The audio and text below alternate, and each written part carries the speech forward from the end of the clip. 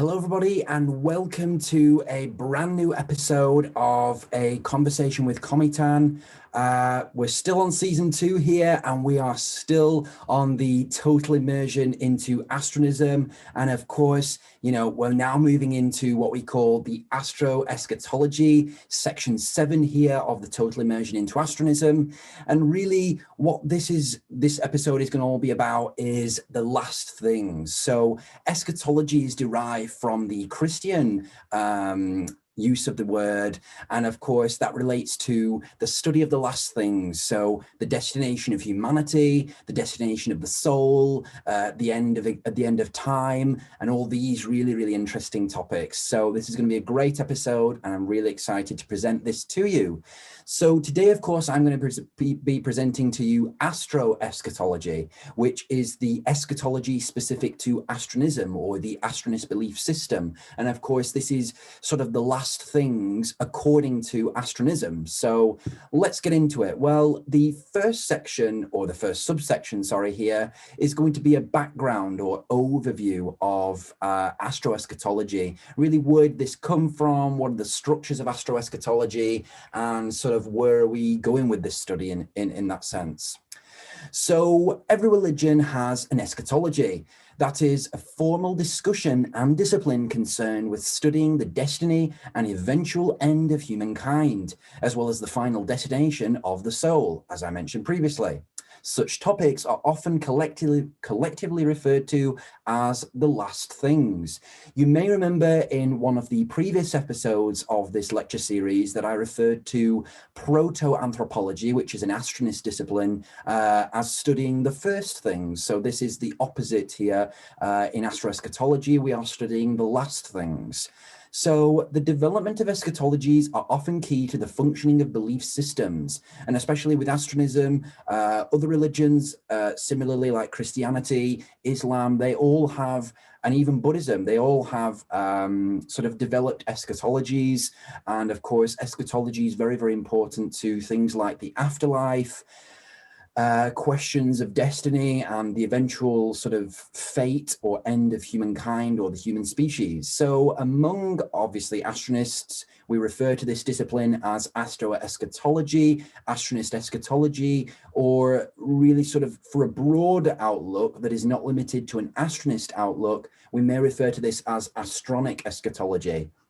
The reason for this is that because the amount of sort of topics that are addressed within Astroeschatology means that, sometimes this transcends the orthodox Astronist view really of eschatology. And so, of course, what that means then is that then broadens out to what we call the Astronic tradition.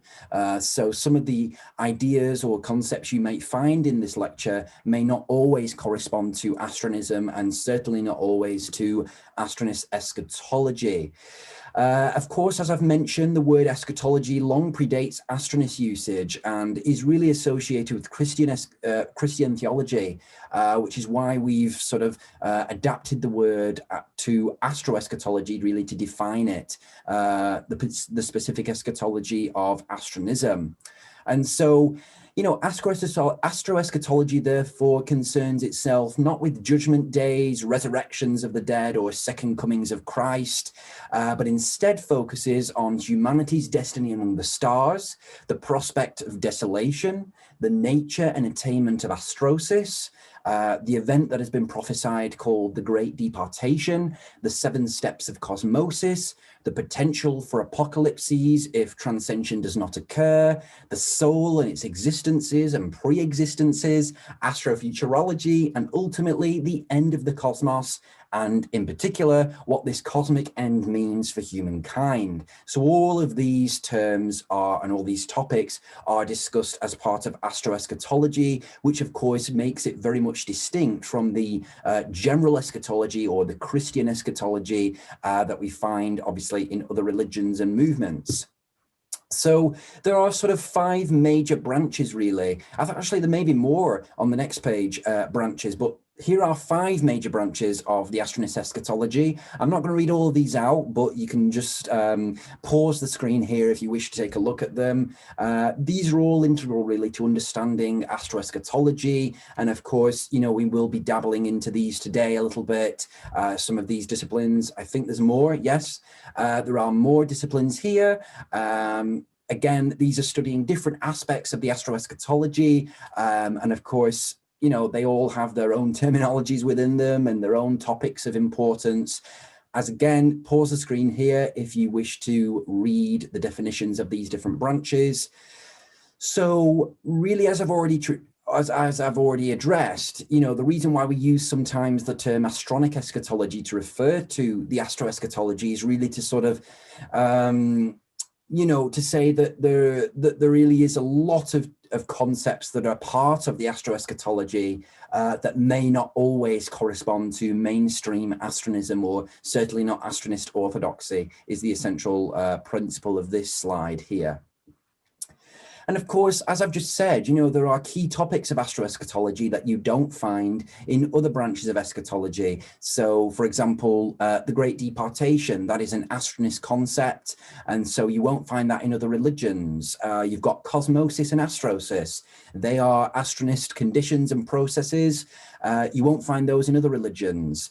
Again, same for the destiny of humanity among the stars, the prospect of desolation in the cosmos, and the implications for the end of the cosmos and for the end of humanity as a whole. These types of questions you won't find in other eschatologies, but also Astronist eschatology borrows the concept and sort of topic of the afterlife and the final destination of the soul from previous forms of eschatology, and of course has its own opinions on those. And of course you can find those topics in other branches of eschatology. So really what this slide is trying to say is that astroeschatology is very much sort of a branch of eschatology, is a form of eschatology that deals with concepts that other forms of eschatology don't really concern themselves with or connect with, really. So there are sort of 2 types of kind of writings, really, when it comes to astronism. And really what we can say about this is we've got the sidereinic and the sidereiffic. The similar adjective of sidereinic or sidereinical relate to writings or views that regard humanity as in a particularly good position with regards to transcension. Whereas the adjective aponical generally refers to humanity, writings about humanity as in a bad condition as it relates to transcension. Whereas the term, as you can see at the top there, sidereiffic, relates to sort of salvation by means of the astronomical world in a more broader sense. So relating essentially to transcension, essentially. So again, there's different adjectives here that we use, and so in order to understand astroeschatology, you need to be able to sort of understand our uses of these terms and how these relate to different approaches to astroeschatology. In sort of layman's terms, what you could say is that sidereinic writings are more sort of optimistic or positive about the sort of human condition as it relates to transcension, whereas aponical or aponic writings are certainly more negative or pessimistic as it relates to humanity's condition in the process of transcension. Okay, so principally, astronism regards humanity's condition as decidedly misguided. So this is that humanity has chosen to become misguided from the astronomical world, has chosen to become in a state of antipode in a way from the astronomical world.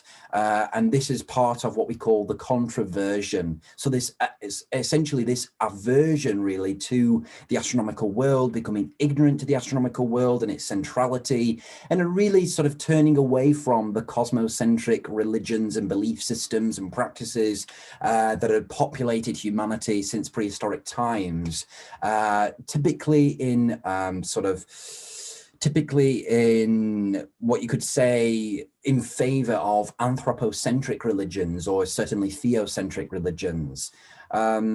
these types of anthropocentric religions or theocentric religions really generally regard humanity as inherently fallen, particularly in relation to Christianity, of course, which has the doctrine of the scope of man.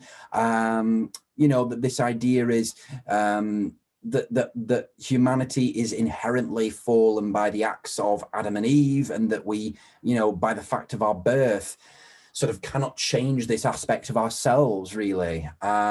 This is a condition that humanity, though its actioning of scope has the capacity to change, while Christianity's fall of man doctrine has already happened. It is not subject to reversal.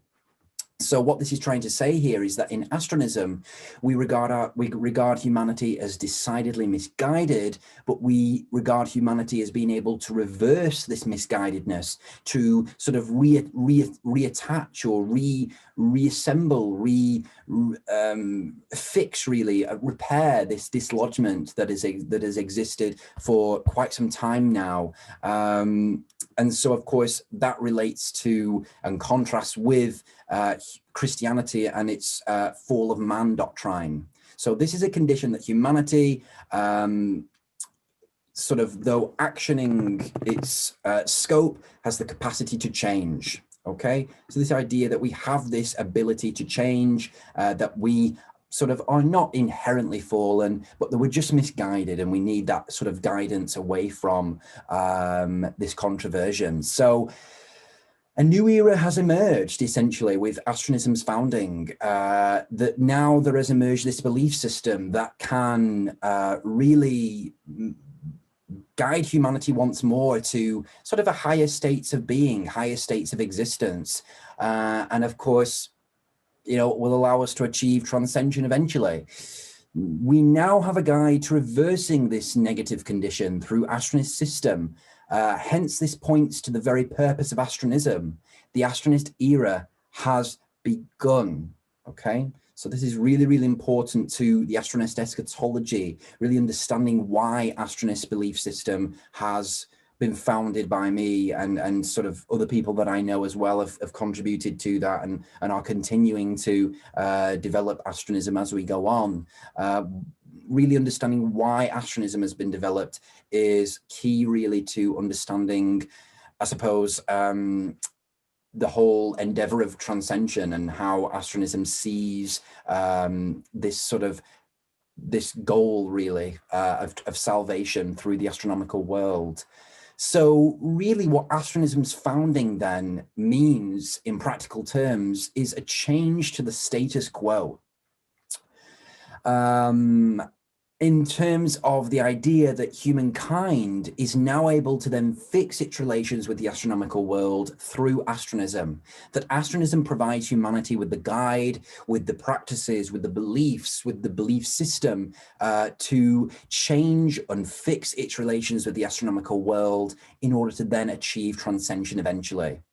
Here, the focus is placed not on a singular person, not me, not on an event, not on a singular concept, but the system of Astronism itself in all its ever-changing wonderness, that the mechanism that it is can really change humanity and can really get us to conditions that are able to then transcend from this singular closed system of the earth.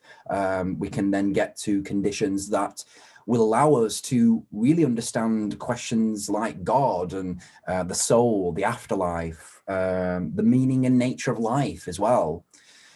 To Astronists then, Astronism itself is given an all-importance. It is a system that needs protection and continuous improvement and development. So Astronists generally place all of their focus really on the Astronist system. And as I've said, protecting this system, improving this system, and doing all they can to develop this system as much as they can. So Astronist Eschatology, and sort of the fundamental basis of Astronist Eschatology, is that humanity is trapped in the closed system of the earth. and that the Astronist Institution is obliged to maintain an unwavering spirit and strength of message in trying to convince humanity that transcension, as presented by the system of Astronism, is the answer to escaping this sort of entrapped state, this confined position upon the Earth. And through this, of course, we have the economy of transcension, which is the Astronist Institution's management of the transcension of humanity. And of course, any type of management of transcension of any species in the cosmos may be referred to as the Integrants. And of course, you know, there's this exiled notion, this notion that humanity is confined to the Earth. And so what that really means for us is that we are limited. We are doubly limited. We are limited by our nature, but we are also limited by our position. We are limited in our knowledge. We are limited in our capacities physically. We are limited in also our capacities emotionally and spiritually and mystically. In all ways, we are limited. And what Astronism tries to really convince humanity of is that transcension, namely ascension and elevation to the astronomical world, will really solve these problems for us, will solve these limited problems for us, these problems of limitation. So it is regarded that the institution and all humankind will be elevated to the astronomical world and will then finally learn existential truths through this new expansive world. Only when transcension has occurred will this problem of exile, or encumbrance, we sometimes call it, will be resolved. So really, Astronism is presenting a resolution really to the closed off, narrow, limited position of humanity right now. And again, this is all very logical. It is not based necessarily in faith at all. I mean, if you think about it, if humanity was a multi-planetary species, if we were able to explore the deepest, recesses of the cosmos, we would be a different species altogether. We would be a higher species in terms of our knowledge, in terms of our understanding of the cosmos, in terms of our connection to divinity. And this is what Astronism is advocating for. It is advocating for this transcension to the astronomical world, not just a physical one, but a mental one, an emotional one, and a spiritual one. So again, this is the fundamental beliefs of Astronism here that really all astronists subscribe to, and what we want everyone else to try and help contribute to. So the realness of Astronism. One of the most important qualities of Astronism is its discussing of relatively real topics. What is meant by this is that Astronism describes everything in relation to the real astronomical world, not an ethereal or heavenly existence elsewhere, invisible to us. No, Astronism discusses the real astronomical world, the real outer space, and this as having the capacity to gain us this endeavor of transcension, really, this is going to be the place where we are going to understand ourselves more, and we are going to understand our position in the cosmos, and we're going to understand more our relations with the cosmos and our relations with the divinity, and also, of course, reach the state of ultimation, which, of course, may be transcosmization or maybe some other ultimate state or condition sometime, hopefully, in the future, fingers crossed. So because Astronism professes cosmocentrism, and all importance is placed not on ethereal environments, but the cosmic environments, the accusation affiliating Christian eschatological concepts during the Enlightenment that they have no real life basis is inapplicable to astroeschatology. Sorry, but in astroeschatology, we're discussing real environments here. We're not talking about heaven or hell or ethereal or spiritual existences. We're talking about the real astronomical world. And so these arguments against eschatology that the Enlightenment and some humanists pose really don't apply to Astronism, I'm afraid. They're going to have to think of new arguments against Astronism, because these concepts and arguments do not stand up against the Astronist Eschatology, I'm afraid. But I'll let them think up of those arguments. And that's all good, because in Astronism, we emphasize the philosophical spirit. We engage with philosophers. We want philosophers to explore our system of Astronism. And of course, we want philosophers and theologians to critique this and to make it better. But just wanted to highlight the difference between the Christian eschatology and the Astroeschatology. So really, the joys of the overworld. I love this part. So Marx or Karl Marx argued that religion placed an all focus on convincing humanity of the joys of the afterlife in order to distract humans from transforming the present world. And I think he was right to some respects. Marxism regards the revolution as the secular corporeal counterpart of heaven. However, Astronism regards transcension into the overworld as a combination of the corporeal and the ethereal.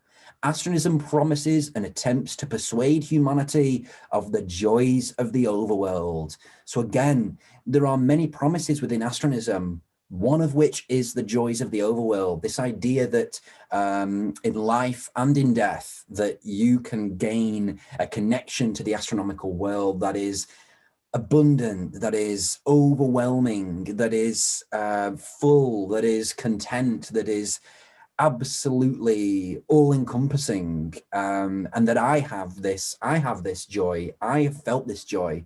I felt this joy in my activities in terms of astronism, but I've also felt this joy in terms of my astral ecstasies and my indices and my writing of the Omnidoxy. So I definitely understand what this joy of the overworld means. And of course, Astronism, in a way, transcends these earlier arguments that Marxism made and Christianity held to, and really brings the astronomical world into the fray, into the argument, into the discussion in a way that really has never been done before. And so Astronism is sort of unashamed in this sort of bringing the astronomical world as the central focus.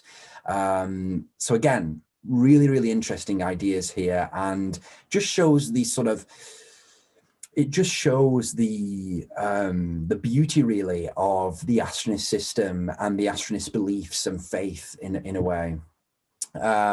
So we have here what we call transcension as the hinge. So we've talked about these joys of the overworld and really, you know, these joys that have been promised by Astronism, throughout Astronism, but that these joys of the overworld are hinged on transcension. They are hinged on personal transcension and collective transcension. Astronism is essentially cataclysmic in its outlook for the end of the cosmos, due to all scientific theories pointing towards some kind of drastic, violent cosmic end. However, for humankind, Astronism is more hopeful that the human species will ascend to its highest possible condition before this cessation of the cosmos occurs, and intends to guide humanity along this predetermined path. Of course, what we call this sort of guide is what we call transcension. This means that Astronist belief regards humanity's attainment of higher possible existences or conditions as totally hinging on humanity's attainment of transcension. That is the highest possible condition, and thereby salvation by means of exploration of the astronomical world in all ways, whether this be physical, spiritual, intellectual, emotional, in all ways, when I refer to the exploration of the astronomical world. Astronism then sees the astronomical world as significant, superior, and to some degree sacred, but ultimately as more of a principal portal or medium through which higher existences may be sought out. So what I'm trying to say here is that transcension is essentially the hinge. This is the fundamental ingredient, essentially, that is standing in the way of humanity achieving this higher condition, whether this be individual humans or humanity as a whole. And really, transcension is the embodiment of the salvation through the astronomical world in this regard. And again, transcension can also be understood as evolution, you know, as an extension to the consideration of transcension as the hinge to humanity's salvation. Transcension may also be equally conceptualized as the cosmic evolution of humankind. This relates really to the idea that sort of elevating to the astronomical world is the sort of natural course of human evolution, essentially, and that astronism really is just talking about the next evolutionary phase of humanity, and really is trying to get humanity to essentially embark upon this next evolutionary phase, one that is going to be the hardest evolutionary phase, but one that is so necessary, so integral to attaining these higher conditions, this condition of transcension that we call, and of course, eventually attaining the ultimation. Just as humanity has evolved to great heights here on the Earth, so too must it continue this evolution, but at a cosmic scale in the environment of outer space, if it is to both survive and to fulfill its destiny of attaining its highest condition. Continuing on with this idea of transcension as evolution, what astronism essentially does in basic functional terms is provide a belief system to support the foundations of space exploration, to give the activities of space exploration, and by extension astronomy itself, a belief basis, to make these endeavors relevant to the human spirit, to the human species, to the human heart, to the human mind, in a way that relates to the existential, religious, spiritual, philosophical and emotional themes and questions that we all have in this life. And of course, this is not always gained through scientific astronomy. These types of themes and questions are not always and often not answered through scientific astronomy. But of course, astronism draws upon science and scientific astronomy and space exploration to answer these questions through ways that are through a belief system, something that a person can identify with, something that a person, of course, can become an astronist. And of course, astronism sees this opportunity for transcension as evolution as one that affirms the principle of adaptation for survival. You know, this idea that survival of the fittest, survival is hinged on adaptation. And really, this is what astronism is trying to assert, that really our next adaptation as a species will come in the form of our adaptation for extraterrestrial environments. And really, astronism regards transcension not simply as an abstract, impractical concept, but one that has real life-changing consequences, both if it is enacted, yet more drastically so if it is not. So we have sort of comparisons here between Astroeschatology and Christian eschatology. Of course, there are some corresponding topics. We have the afterlife in Christianity, which we use the terms for cosmosis and the overworld in Translationism, which is a Astronist school of thought. We also have conceptions of death. Of course, in astronism, we refer to this as cosmization and cosmosis. We have the end of the world, which is, of course, addressed in Christianity, whereas in astronism, we address the kind of the end of the cosmos in many ways, which is what we call Caesarea. We also have predestined events, which we refer to astronism as predeterminationism. And of course, related to this is the Great Departation, Twilight Tide, The degradation, if we don't choose Vesperia at the twilight tide, if we don't choose, sorry, Vesperism at the twilight tide, we also have tribulations in Christianity. We also have these in Astronism. We have the Crepusculis, we have the starfall, we have evenfall, we have the degradation, we have the devolution of humanity. We have all these tribulations that have to be overcome. And then we also have the world to come, millennialism, this idea of the grand world, this idea of transcendentia, these conditions of future humanity that will be achieved by way of transcension.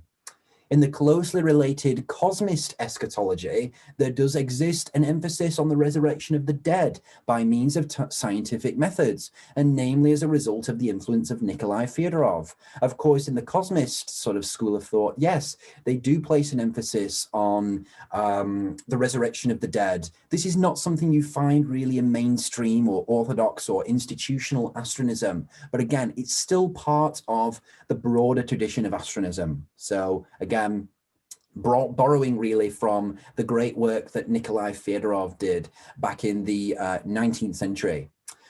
Also called sublimism, what we refer to as ephemeralism is this sort of Astronist view of major influence really that states that all beings within the cosmos are transient and naturally impermanent due to the effects of cosmic limitation. Such a fact of cosmic reality is then applied to the context of death, whereby it is stated that it is natural for cosmic beings such as ourselves to die, to be mortal, and to be transient and to be of transient existence. You know, the idea that we're only going to be here for a certain amount of time. As such, ephemeralism rejects the notion of cosmic immortality, a stance which has seen widespread support in Astronist orthodoxy, meaning that this idea of the rejection of the cosmic immortality has seen a widespread support in Astronist orthodoxy.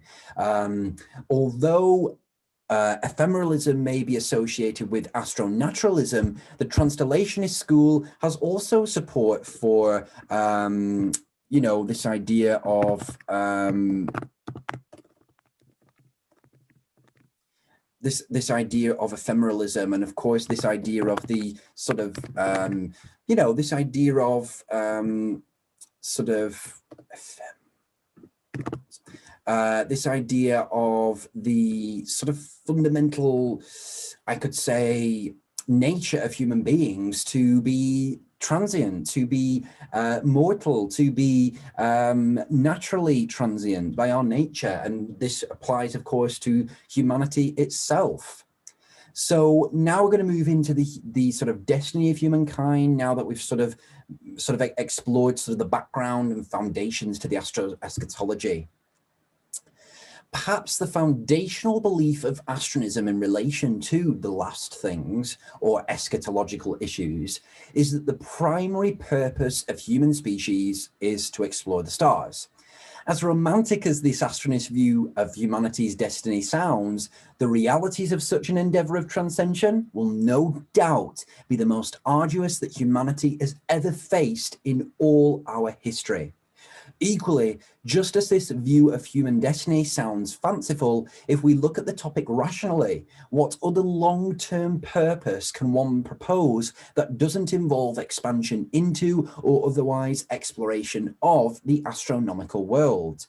Such a destiny would have to include a humanity really limited to the closed system of the Earth, and really sort of infighting and leading really to the devolution, to the degradation and eventual extinction, which is what we call starfall of humanity, which is what will happen if transcension does not occur. Beyond this belief, astroeschatology and much of the rest of Astronism itself pivots itself really around this fundamental fact of the cosmos as limited in time and in scale. That the cosmos in which humanity resides will, in some future epoch, end.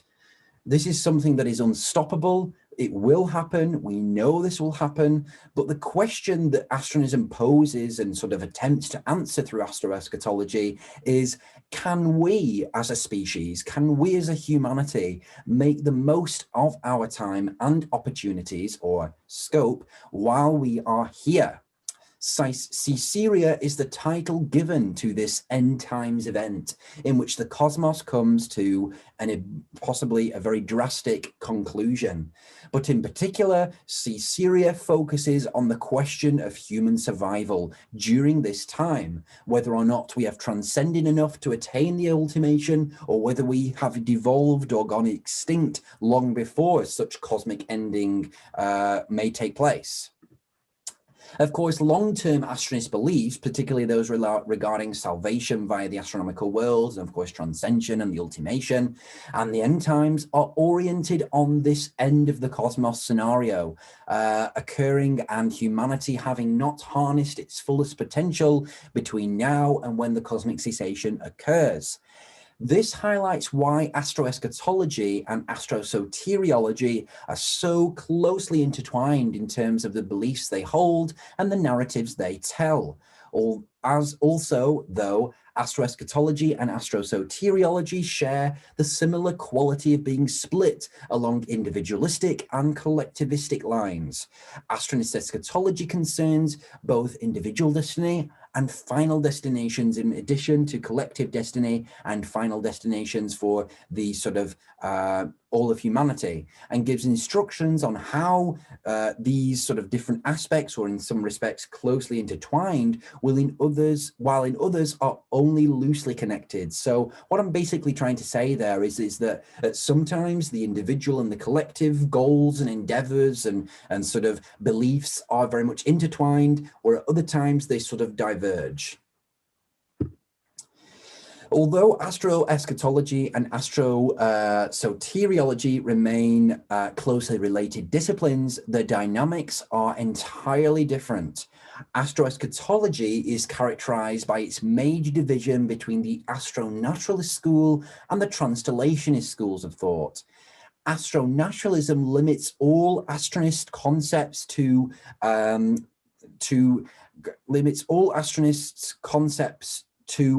possesses only natural functions. So essentially what I'm trying to say there, if I didn't have a spelling mistake, is that astronaturalism limits all astronist concepts to possessing only natural functions and causes, while translationists see astronist beliefs, practices, and concerns through a sort of spiritualistic, supernaturalistic, and often theological lens. Meanwhile, astroeschatology is far more unified in its beliefs and its overall narrative, although there are some ongoing minor debates and disagreements on some aspects of the astroeschatology. The fundamental principles on how transcension is reached and the nature of this endeavor remain unified under the school of transcensionism. This may not always be the case, but right now, this is certainly the case, that much of astrosoteriology is united by the school of thought of transcensionism. Of course, divisions between the schools of thought of astronaturalism and translationism in astrosoteriology, of course, emerge, and of course, primarily in the form of sort of whether the higher power is involved in guiding this transcension or not, or whether transcension possesses spiritual dimensions. But ultimately, the astrosoteriology is united under this idea of transcension and the transcensionist school. So if astrosoteriology presents the basis for salvation via the astronomical world, then astroeschatology presents the results of this salvific condition in terms of final situations of humankind, of the soul, and of course, of the cosmos itself. Returning then to astroeschatology, there currently remains no division among astronists on some of the aforementioned foundational assertions of this discipline, namely that it is humankind's destiny to explore the stars, that proximation to the astronomical world is key to fulfilling this destiny, and that both Astrosis, transcension, and Cosmosis are all key dogmatic understandings of this endeavor. All of these and related principles are sometimes called naturally neutral. What I mean by this is that all astronists agree on these fundamental principles. Yes, they may not agree on some some aspects and some beliefs and dimensions of these principles, but generally, yes, these are naturally neutral concepts within Astronism that all Astronists and all Astronist schools of thought accept, sort of on a plain basis, really, on a level basis. However, the major division comes when the Transdilationist school of thought emerged to place a supernatural and spiritual dimension onto the topics aforementioned, particularly regarding the nature of Astrosis and Cosmosis, which then, of course, the Astronaturalist school then after that emerged to sort of counter this sort of spiritual, supernatural, theological interpretation of these naturally neutral principles and concepts, and really astronaturalism emerged as a sort of denial of these things. And so that's where these two schools of thought have emerged in the last 8 years, really, of this founding era. And of course, Astronist orthodoxy remains open to both points, both the astronaturalist and the transdilationist views. Astro-orthodoxy doesn't really take a sort of stance on these two schools of thoughts. It wants these two schools of thoughts to explore their different approaches and viewpoints in the fullest way that they can. And so Astronist orthodoxy doesn't really get involved in the sort of finer details of these schools of thought. It allows them to sort of engage with these topics in the way that they wish to do. It simply states that cosmosis is union with the cosmos upon death. That is what Astronist orthodoxy states. And really sort of my explications of this dogma tend to side more with the transdilationistic view. However, astronaturalist sentiment remains strong in that cosmosis entails only the decomposition of one's body at death as the primary sign of cosmosis having occurred, rather than relying really on spiritual or supernatural intervention for such a process to be true. So what I'm really trying to say here is that the Astronist orthodoxy sort of has a view here at the bottom, and then transdilationists and naturalists come off of this view, and they sort of have two different interpretations of that concept. And then my explications of this of these views and of this concept then form what we call sort of explications, really, interpretations, opinions on this concept that then either influence Astronist orthodoxy or come to influence either of the two schools of thought. So justification of, is that destinism? Yeah. So although the term destinism is often used in Astronism to refer to a sort of general belief in destiny, here we are applying the term to the specific belief in humanity's destiny to explore the cosmos. So there are two sort of forms of destiny that or justifications of destinism that I've sort of applied here. The first is that, well, I'm not going to read them out actually, I'll let you read them out. So if you pause the video here and take a look at these, you can look at some of the justifications for why I believe and why Astronism asserts that humanity's destiny is certainly to explore the cosmos. I've not been able to provide all of the justifications there, but certainly there are more. Those are just two that I thought off the top of my head as I was creating this total immersion. So we have Astronism, we have the fact that Astronism shares with Christianity a limited conception of time and history. And so in this way, Astronism is very different from Hinduism and Buddhism, which are, of course, dharmic religions. These instead see time and history as cyclical and therefore imply cosmic existence to be infinite. Astronism sides with Christianity in this regard. Astronism considers time and history to be linear. You know, this idea that, well, there are recosmists, but essentially, I think even they would consider sort of linear conceptions of time mainly. You know, there may be little sort of facets of beliefs in the cyclical aspects of time, but not mainly. In mainstream Astronism, there is this linear concept of time. And of course, Astronism holds that the cosmos began and that it will one day end. So is the same for humanity itself. Astronism sees a question mark remaining over whether the human species will continue on being cosmic, beyond cosmic existence.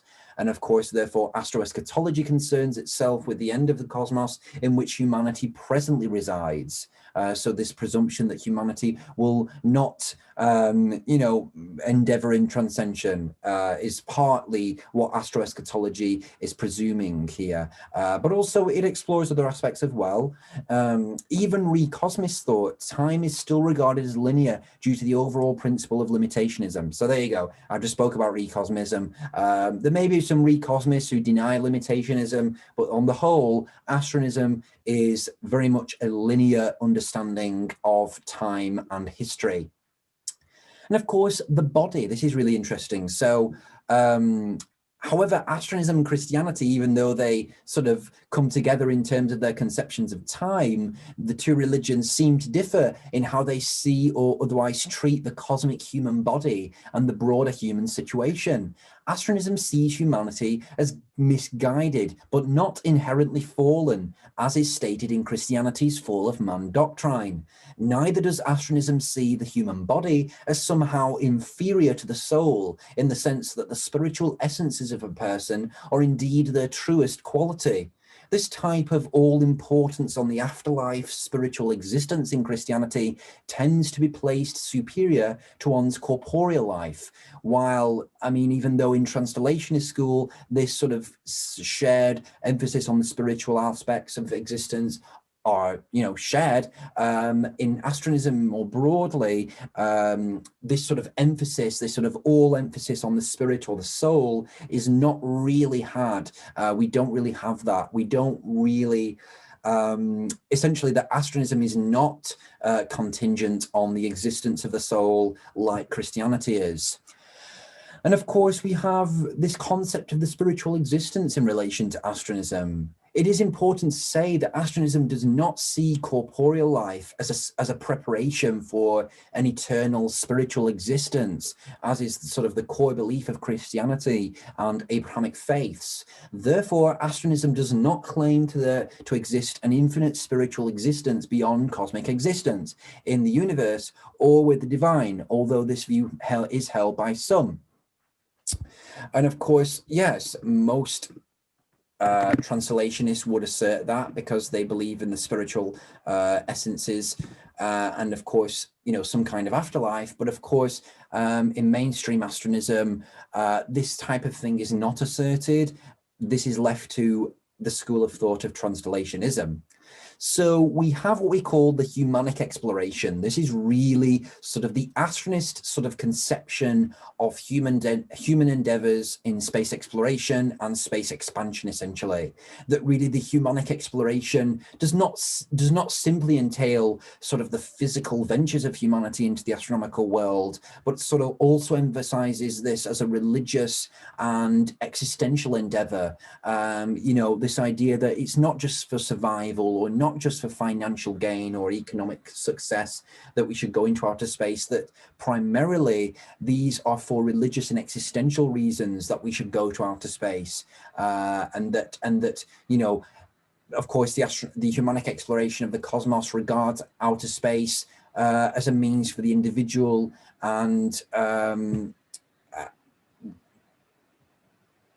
and of course, it regards what space exploration and expansion means for the individual human being, and of course for the collective humankind, in a sort of existential, philosophical, religious way, rather than just sort of a sort of materialistic, very, very materialistic, consumeristic sort of kind of financial way, really, which I don't really agree with. To some degree, yes, but not all of it. I think that the endeavors of space exploration, firstly and foremostly, must be existential, philosophical, and religious, really. We then come on to what we call the sort of Great Departation, which is a key part, really, of this Humanic Exploration of the cosmos. The Great Departation describes sort of a future activity of humanity, a sort of prophesied humanity that will engage in sort of mass spacefaring activities that will end up in humanity departing the Earth for new worlds. Not all humanity, but a lot of humanity. Departationism then resembles a collection of beliefs about the Great Departation event, and also in itself encompasses or emphasizes the importance of the Great Departation in the broader Astroeschatological narrative. Often the Great Departation is seen as the precursor to the Grand World. So that's really interesting as well. You should remember the Grand World from the Astrosoteriology. So now we are going to move on to subsection 3 here, where I will be covering the topic of Astrosis, which is essentially reaching the highest corporeal condition. So let's begin this section then with the sort of exploring the nature of Astrosis. And really, in order to do that, we have to ask the question that if transcension describes the highest condition or salvation of humankind as a collective, then what describes this same means of salvation for the individual person? And of course, this is a very important question. It can't all just be about humanity as a whole. It has to be also about the individual at some times, and about how we as individuals come to reach the highest conditions. Because of course, not to think too individualistically, but yes, sometimes that is sort of more important to us in some ways, because we are concerned about what's going to happen to us as ourselves, rather than just humanity as a whole in sort of thousands or millions of years' time. So, this idea of personal transcension, or Astrosis, of course, is what we call it. This is really central to Astronism, and that's why Astrosis is actually classified as one of the dogmas of Astronism, because it's really central to Astronism that we have this personal transcension, this personal means of gaining, the highest condition for the self rather than just the collective. So really, Astronism describes sort of a condition of the self in which one has reached such approximation to the astronomical world through the conformance of scope and astronality, that their life's journey as an astronist is complete. Now, there are, having attained Astrosis doesn't necessarily mean that all one's scope has been utilized and is then spent for Astrosis. May be attained at a relatively young age, which with much more scope to go. But what a state of Astrosis describes is the living in proximity with the astronomical world in all ways. Astrosis then is a condition of living in proximation to the cosmic. So what I mean by all that sentence there is that, yes, just because you've reached Astrosis doesn't mean that you are sort of without opportunity. Then doesn't mean you've sort of fulfilled every single opportunity or every single scope that you've got. But what it means is that you are living in a way that is proximate to the astronomical world, and that you've sort of mastered that proximation. And really, we're going to go into, I think, in a short while, the sort of different signs of Astrosis. I may even have spoken about this previously.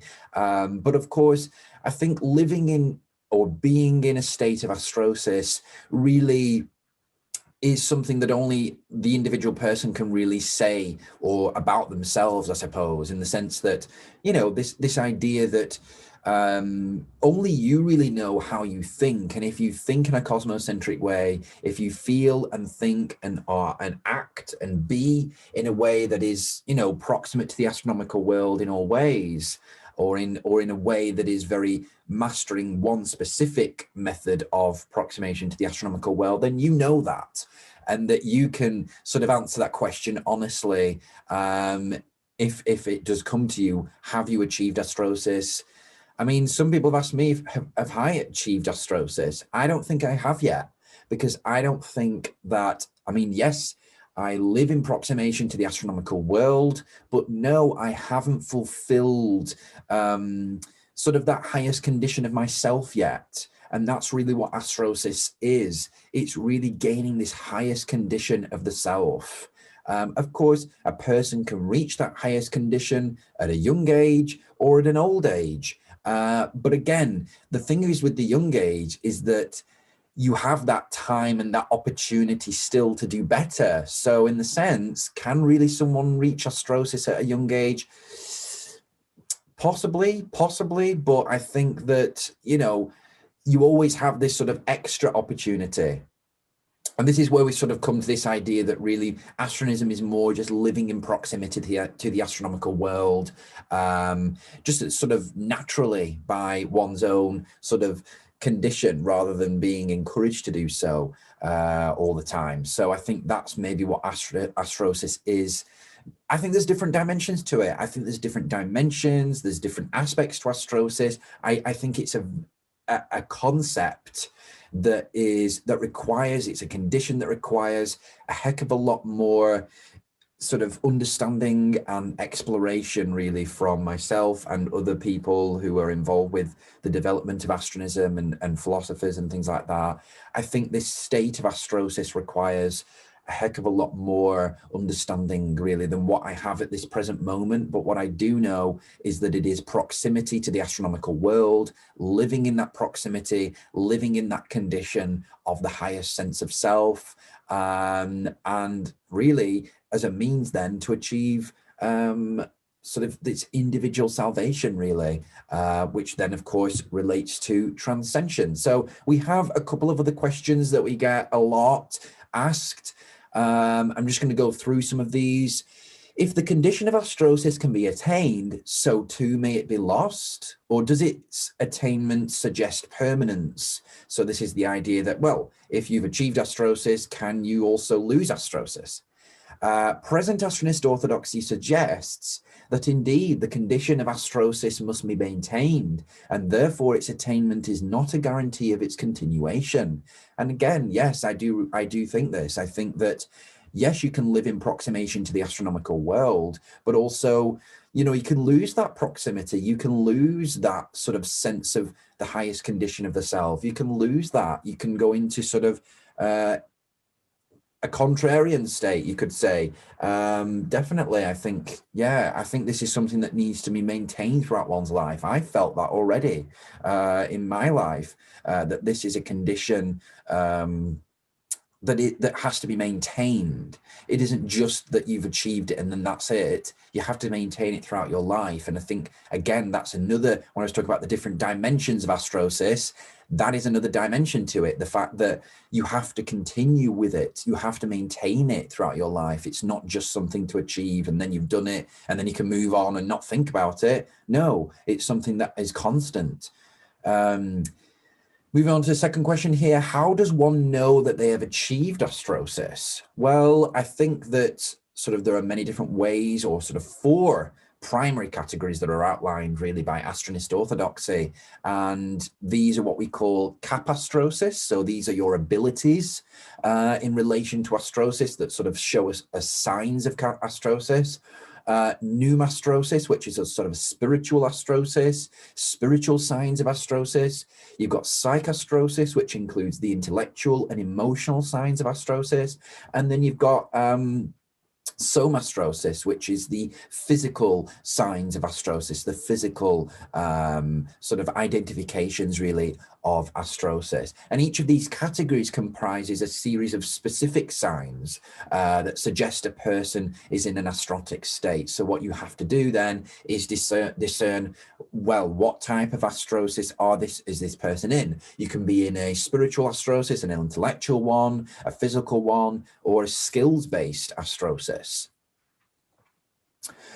Is achievement of Astrosis a precondition for Cosmosis? Now, this is a really, really big question in astronism that is seeing significant debate now and probably will continue to do so for a long time to come, a long, long time to come. Present Astronist orthodoxy says no, that cosmosis is a universal phenomenon that will happen to all animate beings, no matter what their deeds, while stipulationist sentiment is seeing a rise within astronism. This subschool that astrosis, is indeed the primary prerequisite for cosmosis.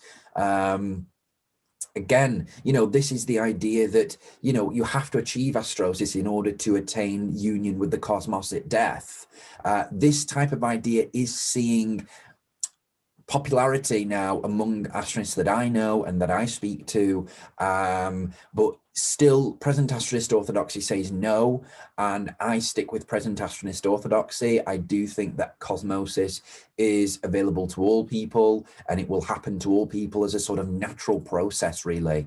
I think stipulationists kind of see Cosmosis really in a different light. They don't see it as a sort of, in a way, they don't see it as a kind of naturally occurring process, a process that will happen to all people because we are part of nature. I think that they see it more as a kind of spiritual, mystical endeavor, really. And that's why it has to be attained rather than through Astrosis, rather than just handed out. This is Cosmosis, and there you go. I think definitely there is conversations that are taking place with regards to this question. So really, in the previous slide, we touched upon how Astrosis may be recognized, and really the determination of Astrosis is a very important responsibility that I've conferred to the Astronist Institution.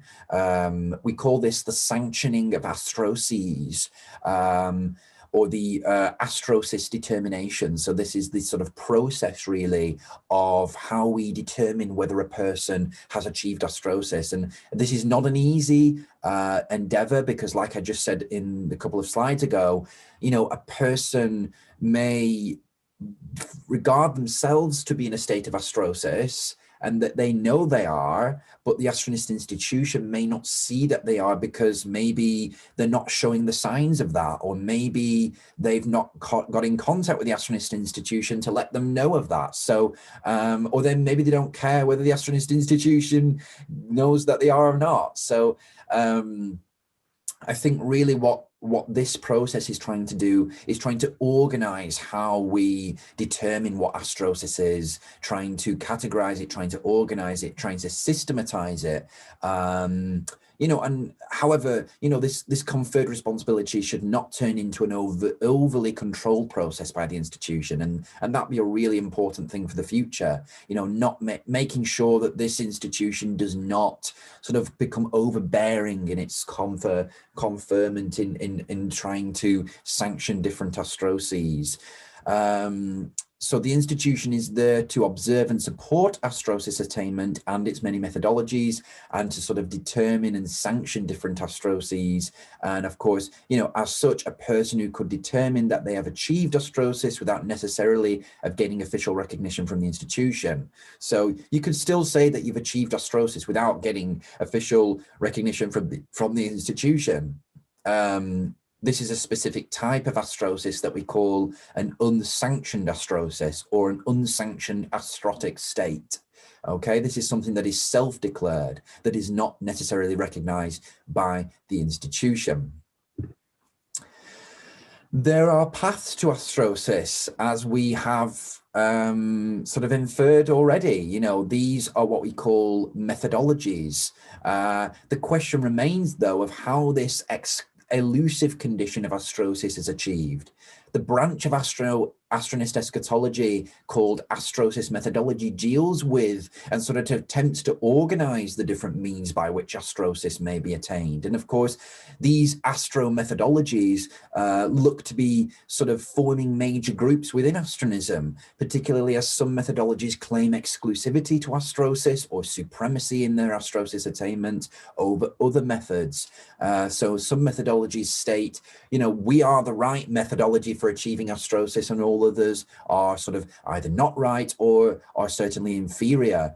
As whatever the case, Astrosis methodologies draw from broader, really, Astronist practices. They focus their interpretations of these practices on the achievement of Astrosis as the highest priority. So what I'm trying to say there is that Astrosis methodologies really take on Astronist practices, and they apply different Astronist practices to the attainment of Astrosis. And of course, some of these practices are regarded to be very good at achieving Astrosis, while others are seen as inferior. And this is what begins to form an Astrosis methodology. Beliefs about which practices are best for achieving or quickly or either for quickness or quality, form the basis of Astrosis methodology and its study. Beyond this, much of Astronist mysticism is also dedicated to the achievement of Astrosis. And so this is particularly, though, through the practice of subsumption. And of course, there are related mystical practices that also form different branches of Astrosis methodology. So you could really see Astronist mysticism, part of it, as an Astrosis methodology, that really Astrosism is sort of an Astrosis methodology that emphasizes subsumption into the astronomical world as the primary Astrosis methodology.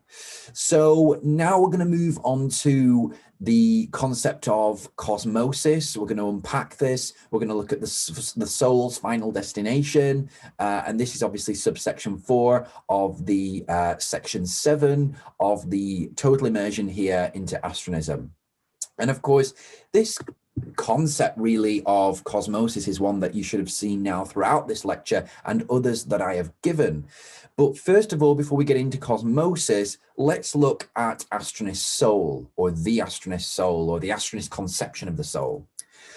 So Astronism holds a radically different conception of what the soul is, how it functions, and what affects it than from other religions, such as Abrahamic religions like Christianity and Islam, as well as from the Dharmic religions such as Hinduism. In Astronism, the condition of the soul is not regarded as solely oriented on morality, but instead on scope, a concept within which morality resides as just one branch. So really, what determines the condition or situation for one's soul in Astronism, then, as I've just said, is this concept of scope, which includes many other branches or other aspects to it rather than just morality, which, of course, in Christianity is the main determinant of the condition of the soul, which is obviously morality.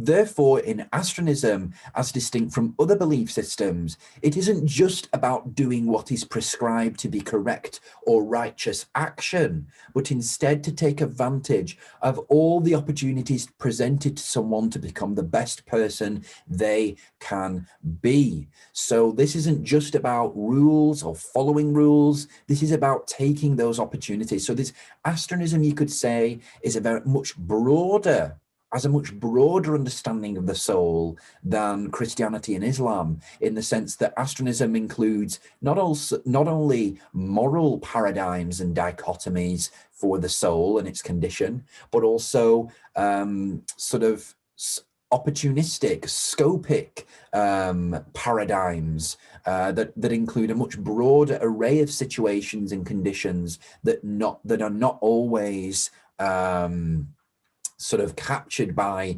morality or the concept of good and evil in that sense. So again, a very radically different understanding of the soul there and its conditions and what affects it really. The nature of scope then is really about reaching the best version of oneself. And sort of this entails within it a moral and ethical dimension. But as I've mentioned, such a dimension is just one of a number of aspects that form the concept of scope. Scope can therefore be seen as and applied as a much broader concept than morality. And of course, this is a very sort of new understanding of the soul that we come through Astronism, and of course will require further development as Astronism continues. What must also be considered here is the relativistic outset of this concept of scope. The question is whether relativism should continue to dominate, or should more definition of scope be provided by the institution. So what I'm trying to say there is that should more definition, should more specific understandings of scope be sort of outlined and provided by the institution, rather than sort of relying on this sort of relativistic system that currently exists as to scope. You know, this idea of what is a good opportunity and what is a bad opportunity, what is a good means of achieving transcension and what is a bad means of achieving transcension. You know, the institution at this stage doesn't sort of make those prescriptions. And so because of that, it's turned into much more of a relativistic concept at this early stage. But of course, hopefully in the future, there may be more clarity as to what scope really is and sort of what determines scope, good scope, bad scope. I think that will continue as scope, the concept of scope, becomes more developed. This is why Astronism is entirely oriented on its governing concept of scope. This is why we call scope the governing concept, because a person's degree of scope determines their astrosis, and in the Translation school of thought also determines their cosmosis. And so by extension, the degree of humanity's achievement of transcension is also determined by scope. This is held true by Astronist orthodoxy, making scope essentially, this is held to be true, by Astronist orthodoxy. And of course, that means then that, you know, this is a centrally fixed concept within Astronism, and really all present recognized schools of thought provide scope with this same central role in the Astronist belief system. So what we really have here as a sort of philosophical extension of the Astronist understanding of the scope of the soul is what we call the Tripartite Ontology, which really is this idea that Astronism sees persons divided into three forms, which come to form that person's beingness, that person's ontology, that person's being. And of course, these are the actual body of the person, the possible soul of the person, and the reputative concept of the person. The final one there relates to the way others see the person, remember them, or represent them following their sort of cosmization, their death. Really sort of this tripartite ontology is also integrated with this concept of scope, and that sort of these aspects of the person, these aspects of the being of the person really are integrated with opportunity of the present moment, but also opportunities of others in relation to oneself. So there's these three sort of understandings here of being, and these continue on, of course, even into death, because we've got here the reputative concept of the person, which is part of a person's ontology, a really important part of their being. If you think about, for example, Jesus Christ and how we in Christianity, they remember this person and how they represent them and see that person for what they were. And of course, that is become the central aspect of the ontology of Jesus, is how Jesus has been represented over the last 2,000 years. And so Jesus's reputation, the reputative concept of Jesus, has really come to form an important part of the beingness of Jesus. So that's just an example really of how the reputative concept can actually become sort of the overshadowing aspect of a person's being, a person's ontology. So of course, now we get to the main point here, which is what we call cosmosis. This is the central concept, of course, of this subsection. And what I've put there is that cosmosis is an end to personal existence. Well, what is cosmosis then? I've said just now that it's an end to one's personal existence, but of course, the dogma of cosmosis simply states that upon death, a person reunites with the cosmos and then ceases to exist. This statement has garnered significant interpretation, even in just the short history of this founding era. And so from a supernaturalistic to naturalistic perspectives, and then to stipulationistic to universalistic perspectives, all these approaches to the dogma of cosmosis have established what is called Cosmosis Theory, the discipline of astronism concerned with studying the nature of this post-corporeal phenomenon. So, orthodoxy on cosmosis. I've just read out really what the Astronist Orthodoxy says about cosmosis, but what constitutes this union or reunion can really be sort of spiritual or physical in its nature. It can be theologically oriented or scopically oriented, with views varying on the exclusivity and inclusivity of these claims and the sort of the understanding of cosmosis. And essentially what this means is that what this relates to is how a person perceives what cosmosis is, and how this remains really highly dependent on their affiliated school of thought. So the school of thought that a person belongs to really dictates their understanding and their approach to the sort of in the dogma of cosmosis, essentially. And really Astronist Orthodoxy sort of goes no further really in sort of laying that down. That's all Astronist Orthodoxy says. It doesn't go any further. It doesn't make any further claims. It just says that upon death, a person will reunite with the cosmos and then will cease to exist. Okay, what happens in between that reunion and that cessation is, of course, up for debate. The nature of that cessation, the nature of that reunion or union with the cosmos is, of course, all up for debate.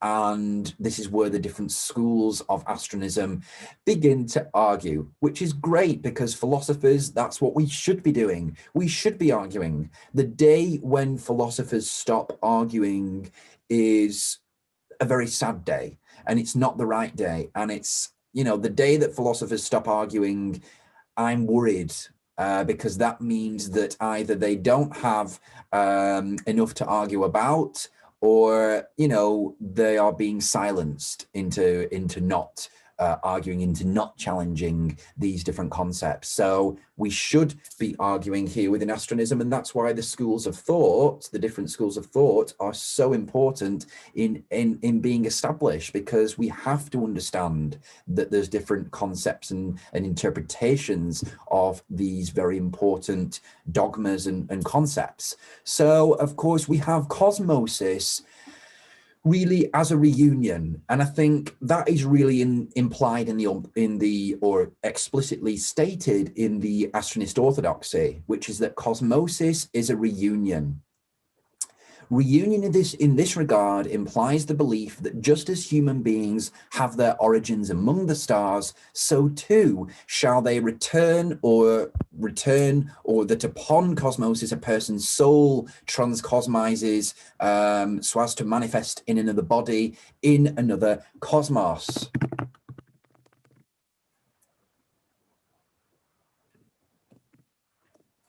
So what I'm trying to say there is that implying really this concept of returnism, or in other senses, recosmism.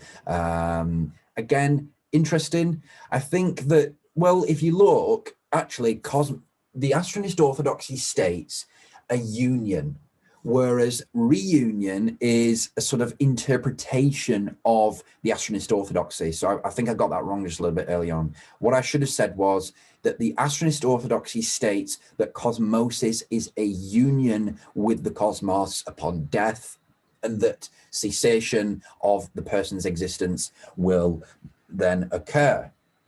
So what obviously I mean by that is that this reunion concept here is an interpretation of the word union when we talk about from the Astronist Orthodoxy point of view.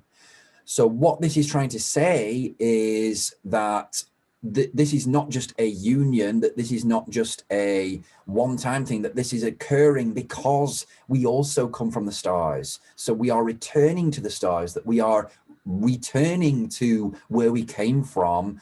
And of course, this reunion concept may also imply recosmism, the idea of reincarnation in astronism, that doesn't have orthodoxical support, but of course does have certain pockets of support within astronism. In this similar vein of thought, what is called the sidereum is particularly influential in translationist school of thought. It describes really a long, complex journey of the soul in death towards the ultimate cosmic cessation. And this sort of overall journey is called the sidereum. But while the individual processes involved are appellated as astrotheoses, these relate specifically, or are specifically when they are conceived as involving divine intervenience. So there's this sort of post-corporeal journey of the soul that is part of this journey of cosmosis. We sometimes call it the 7 steps or the sidereum. Of course, this is part of translationism, not really part of astronaturalism. And of course, this sidereum really describes sort of a condition really of the self post-corporeally. And of course, there is an opportunity there within translationism for what we call post-astrosis, which I think we should be getting to at some point in this lecture. Possibly, we'll see. It might be in the next part, actually. So now that we've sort of looked at sort of the foundations of cosmosis, not been able to get through it too much, there's so much else to cosmosis that, you know, we probably need a full lecture just on cosmosis, which I probably will do in the future. But let's move on now to what we call the grand world, which is really Astronism's view of the future and to the future. Really, the grand world is a characterization of the relationship between humanity and the cosmos, and really is a focus on the benefits to humankind, the expansion into the astronomical world in all ways, physical, spiritual, intellectual, emotional, these benefits, what these benefits will bring, which of course also in turn gives a sense or degree of purpose to the cosmos itself. Of course, the grand world is conceptualized as a humanity transcended into the astronomical world.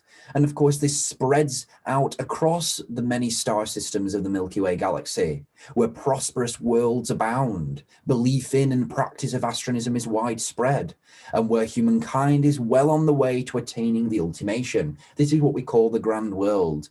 The grand world is sort of the pinnacle of transcension, really, the pinnacle of the process of transcension, and is also related in some ways to the condition of transcensia.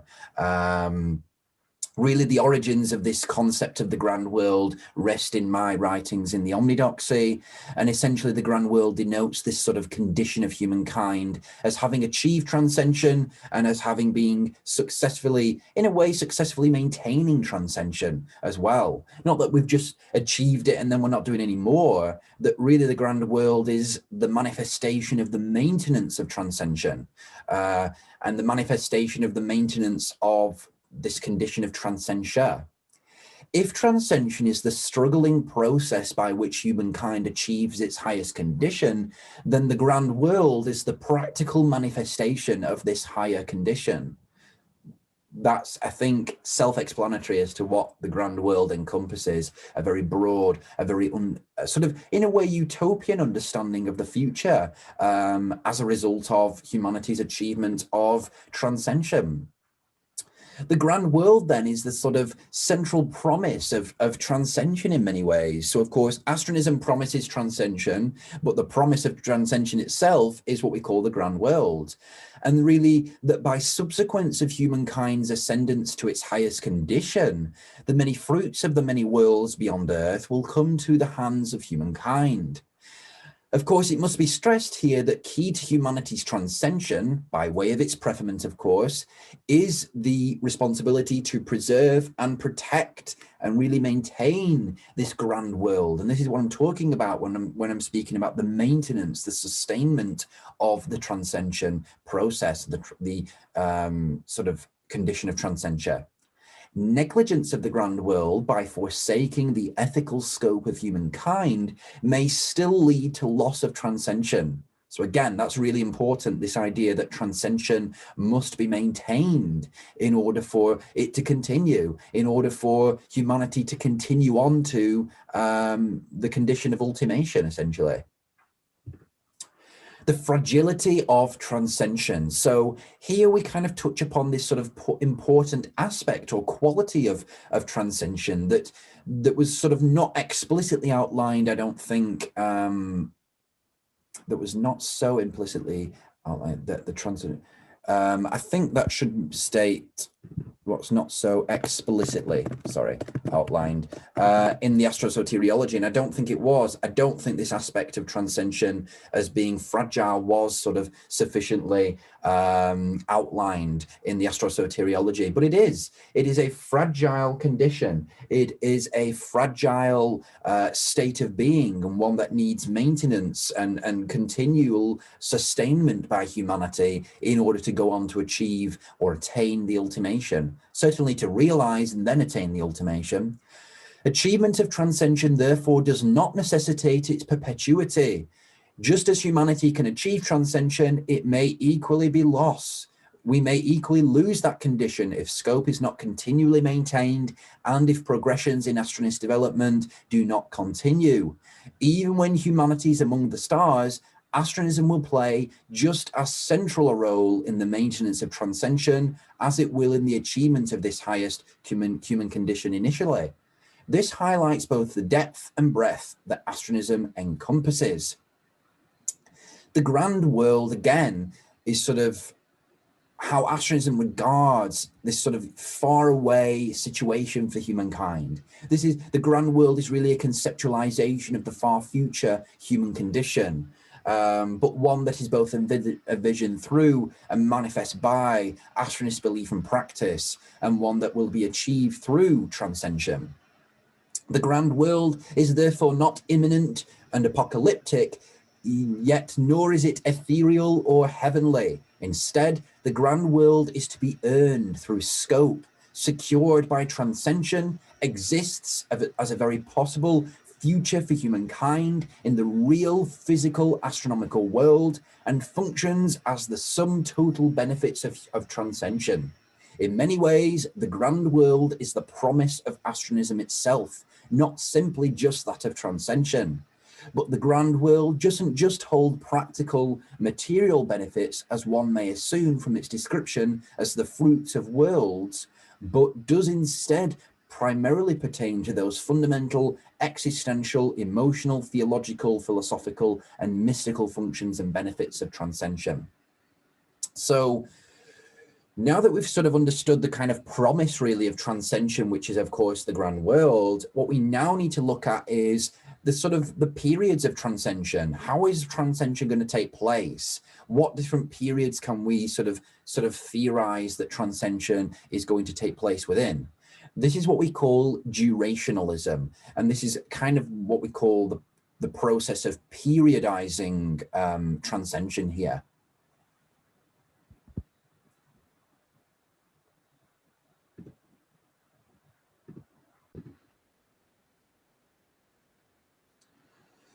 So durationalism then is the sort of periodization of human history according to human progression in the endeavor of transcension. Essentially then durationalism is history as it relates to transcension, or history as it relates to humanity's relations with the astronomical world, which is what we of course call sideriancy, or the sideriancy. So essentially then the durationalist conception of history is sort of the course of history as it intersects with the plan of transcension. Perhaps durationalism can be nicknamed transcensional history, or the course of transcension then, okay? So here is a sort of diagram that I've created that will help you understand the durationalist conception of human history. And of course, we have this in relation to what we call the Integrants, which is essentially the economy of transcension, the management of humanity's transcension to the astronomical world.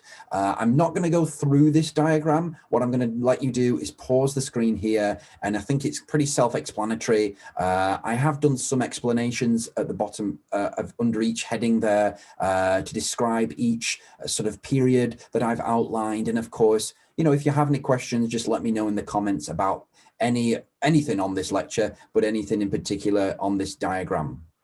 So durationalism then offers a meta-narrative for astronism, specifically to unite the sort of the disciplines and narratives that are within astrosoteriology and astroeschatology.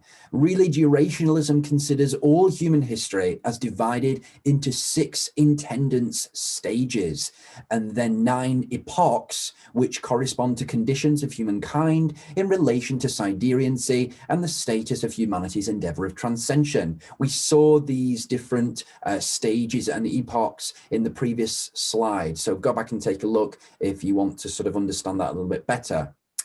What we call the grandium is described as a kind of future period, perhaps millions of years long, in which humankind prospers materially and existentially as a result of its achievement of transcension. The grandium is typically taken as corresponding to the concept of the grand world, the situation of humankind and other scope species in which a mutual endeavor of transcension has succeeded, yet remains in need of equal success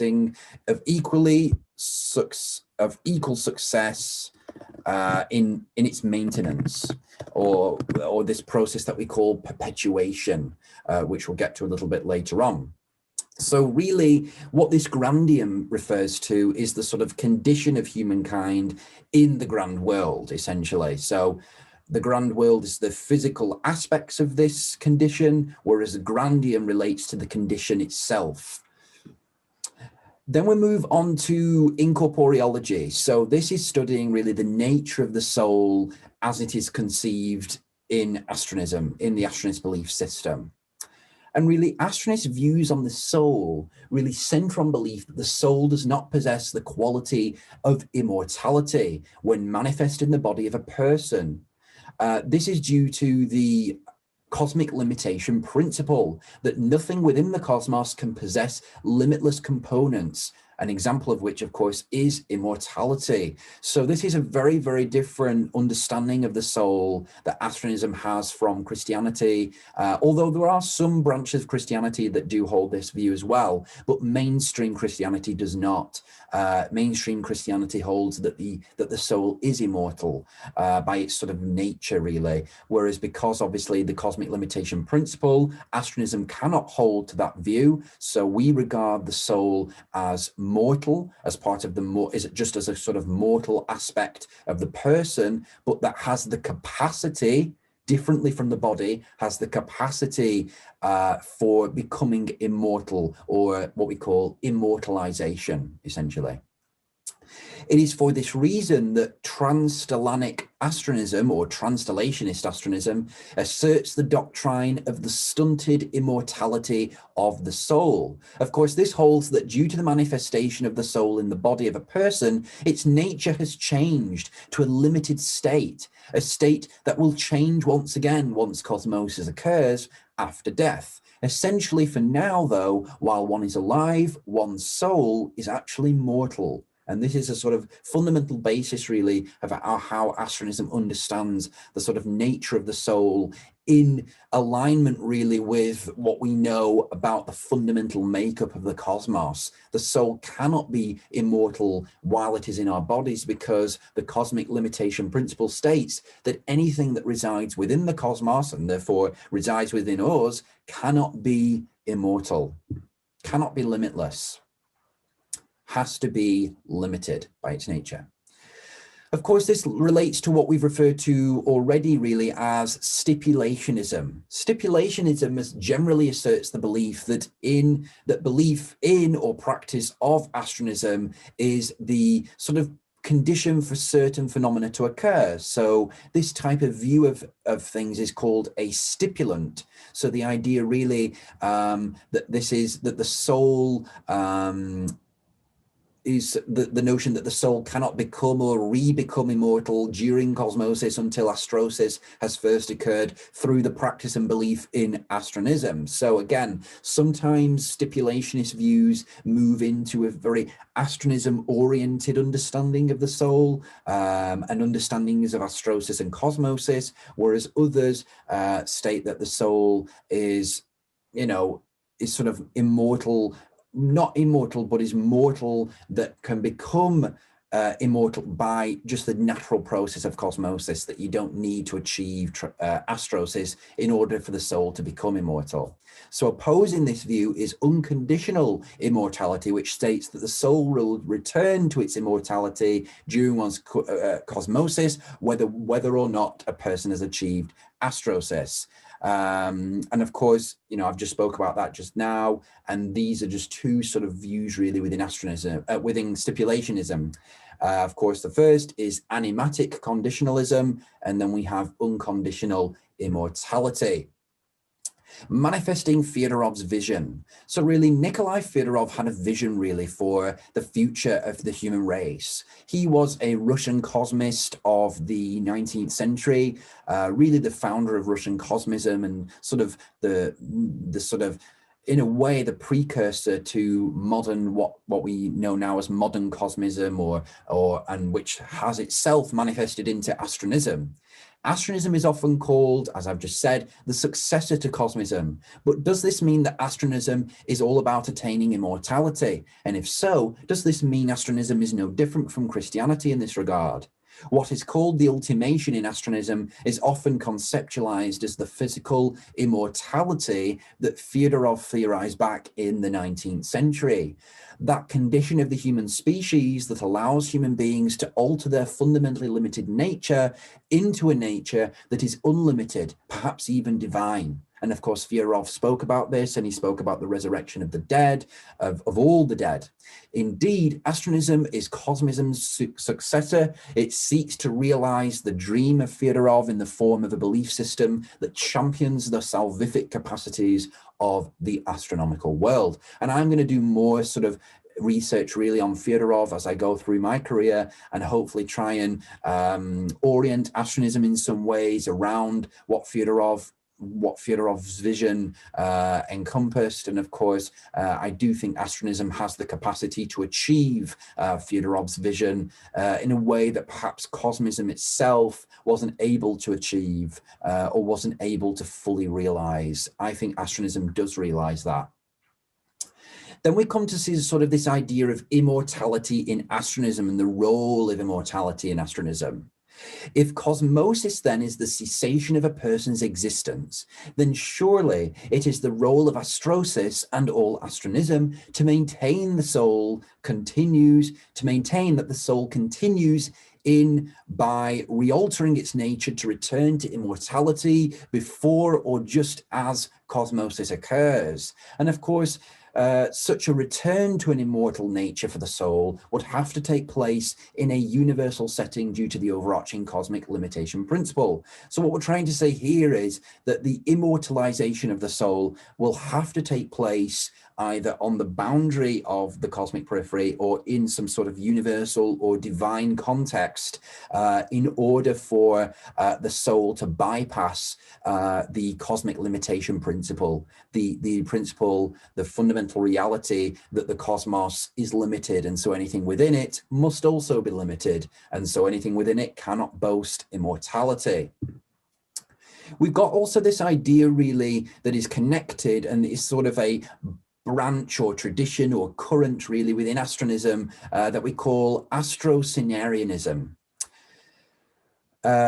This is a sort of branch really of Incorporeology, and it is apart from mainstream Astronism and is not in alignment with current Astronist orthodoxy. Astrocinarian belief centers on the notion that ensoulment takes place only at the moment of a person's astronaira, their first experience of astronality. Therefore, in this line of thought on making ensoulment contingent on astronality, a person who hasn't experienced astronality are regarded to be without a cosmizable soul, a soul that will not attain, or in some schools of thought, reattain an immortal nature upon death. And of course, this is an interesting branch of Astronism here, an interesting tradition or school of thought, but is not in alignment with current Astronist orthodoxy. Really, this demonstrates how stipulationism and Astrocinarianism go hand in hand. As a result, when a person undergoes cosmosis without a cosmizable soul, their soul is considered to cease to exist alongside their body. Astrocinarianism therefore not only intertwines engagement with astronality with ensoulment, but also asserts that the soul's immortality is also contingent on experience of astronality and eventual attainment of astrosis. Therefore, this subsection I have referred to really reattaining or re-becoming as distinct from the linear functions of the soul. What has been sort of applied here is the pre-existence of the soul prior to ensoulment.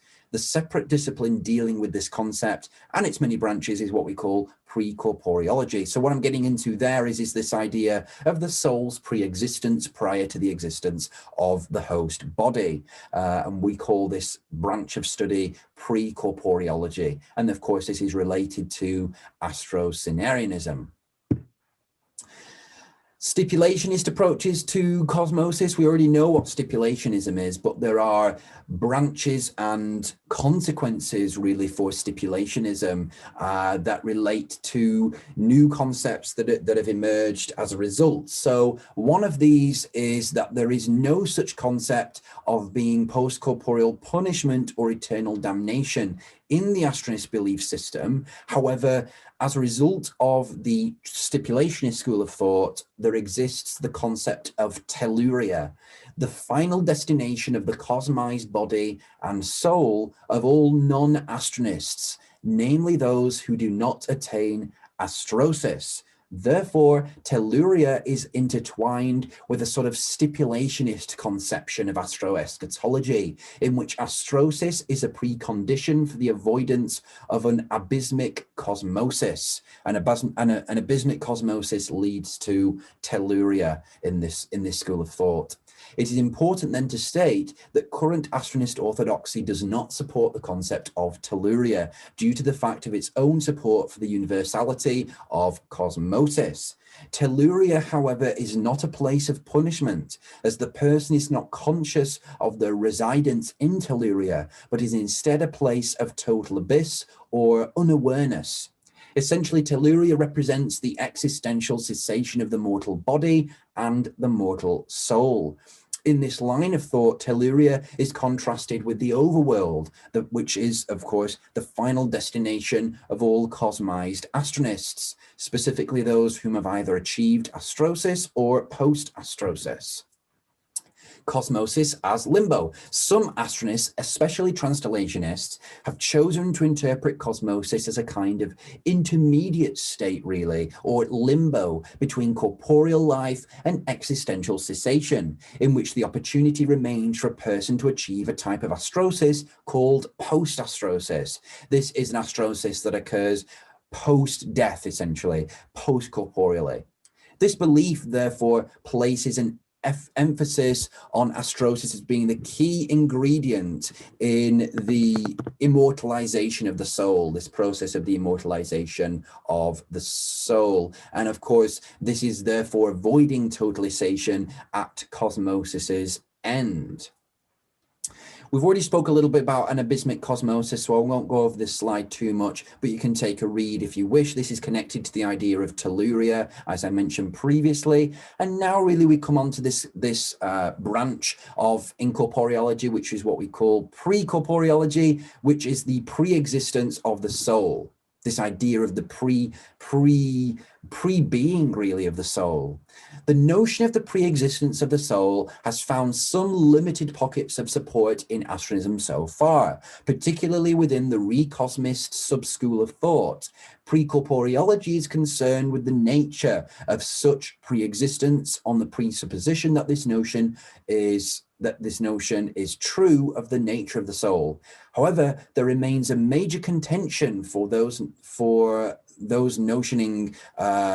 notion of pre-existence in mainstream sort of orthodox astronism, essentially, really, as the soul is broadly considered to be mortal, as I've already explained, due to the cosmic limitation principle.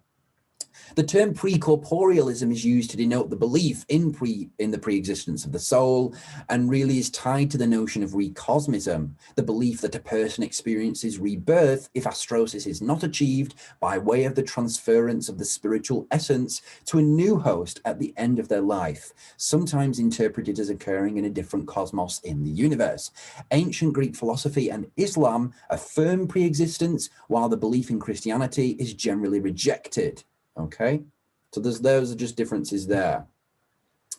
Due to limitationism, Astronist orthodoxy therefore presently rejects the notion of the pre-existence of the soul, and instead sides with the notion of a mortal soul that requires immortalization through Astrosis. Okay, as is the general conviction of the Translationist school. The astronaturalist sort of denies the existence of the soul altogether, hence no support for pre-corporealism is found among its branches either. And so what we can kind of sort of understand from this is that sort of one sort of recent attempt at reconciliation was to suggest that the soul exists by different laws that pre-corporeal beings than pre-corporeal beings, and this is why it sort of supersedes cosmic limitation. But again, Astronist orthodoxy maintains still that the soul has no pre-existence, that the soul is sort of ascribed really at birth and as an innate part of the self, and that it is mortal until cosmosis really it takes place and is for, you know, it's kind of sort of ultimately as cosmosis take place, the soul will then become immortalized. Whether that is based on Astrosis is another question. There's so many questions, so many issues here that have to be worked out. To some degree, yes, I do believe so. I do believe that, yes, Astrosis is a precondition for the immortalization of the soul to some degree. I'm kind of moving away there from universal cosmosis a little bit, but I'm coming to think more that it is, because I do think that Astrosis really is this sort of central concept and central part of the human being, this central process of becoming the highest version of the self. So again, there are different views on this, and again, it needs to be discussed more and more, I hope, in the future. So we've got Cosmo Tensei, which is the soul of the cosmos. So again, this is one of the final sections here. We're looking really at the notion of the existence of a literal soul of the cosmos. This is found in numerous direct and indirect inferences in the omnidoxy, yet in post-omnidoxical founding era discourses, this notion has seen very little support or discussion. So since the omnidoxy was written, you know, in the last couple of years, really hasn't seen that much exploration, really, this idea of the cosmic soul. I've put here that I think this is because of the vague language that has been used to describe this pneumatic phenomenon, especially during my sort of writings of the omnidoxy. And I think no doubt also is the notion of a cosmic soul connected to the branch of Astronic eschatology called Astricism, the belief that cosmosis describes a person's soul uniting with a particular astronomical progeny or phenomena by means of the spiritual or astronic essence of that astronomical object. Okay, so this again is tying in this idea of the cosmos as a spiritual entity and as having or possessing a cosmic soul.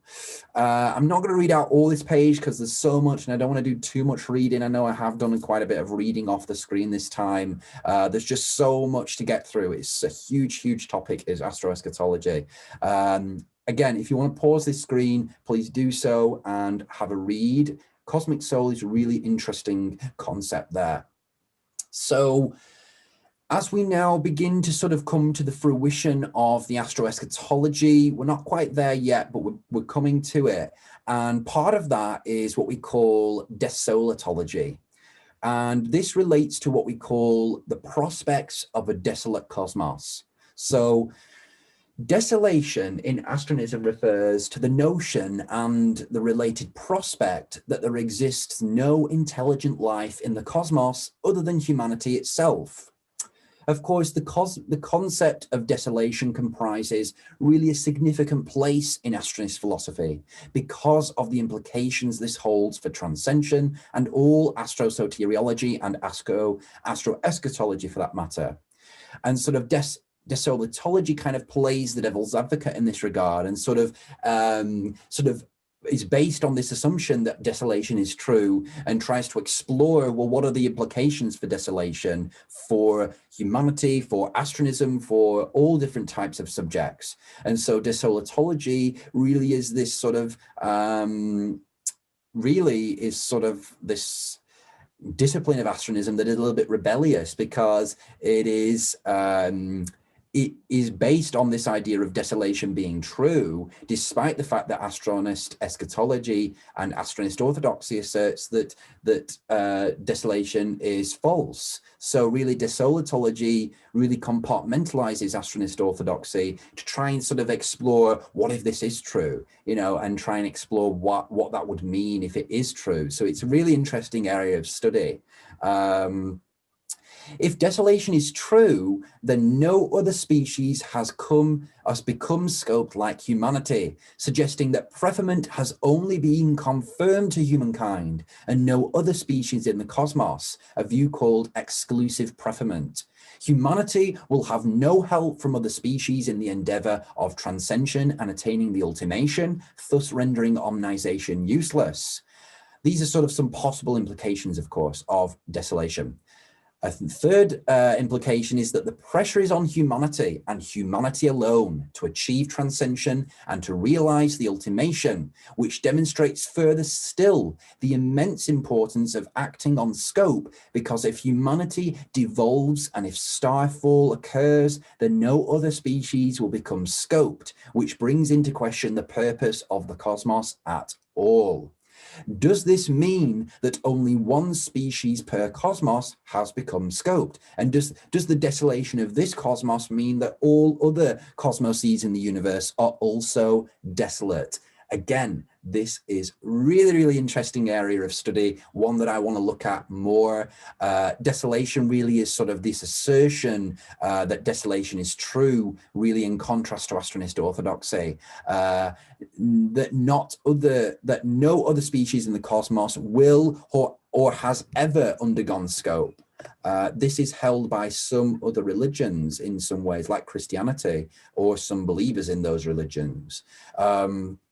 Of course, there exists many further approaches to desolation and the existence of sapient life. These include extraterrestrialism, sapienism, sentientism, dialectism, distinism, extensivism, invisism, innominatism, and isolism. So again, all these different terms here, sorry for the bombardment of terms, but there's just so much as part of astronism, and now I've got a headache. There's just so much here, and it's great, but it's just a huge subject. Even just desolatology has so much part of it.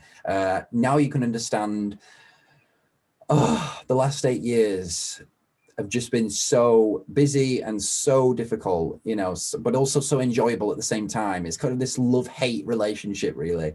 But I love it, you know. I think this perhaps is the final subsection here.